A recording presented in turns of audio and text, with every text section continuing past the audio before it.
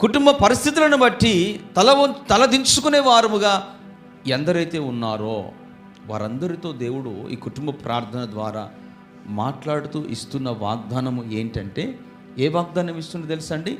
ఇక ఎన్నడును ఇది మొదలుకొని ఆయన రాకడ పర్యంతం వరకు ఈరోజు ఏ విషయాలను సిగ్గుకరంగా తల ఉంచుకొని ప్రజల ఎదుట, సమాజం ఎదుట, కుటుంబం ఎదుట సిగ్గుకరముగా రక్త సంబంధుల ఎదుట నువ్వు నిలబడి ఉన్నావో, నా దేవుడు ఈరోజు నీకు వాగ్దానం ఇస్తున్నాడు.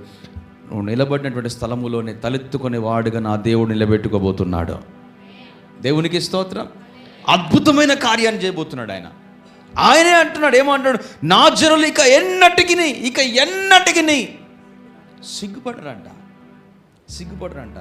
ఎందుకంటే సర్వశక్తిమంతుడైన దేవుడే మన మధ్యలోనికి దిగి రాబోతున్నాడు. దేవునికి స్తోత్రం. తన ప్రజల యొద్దకు రాబోతున్నాడు ఆయన.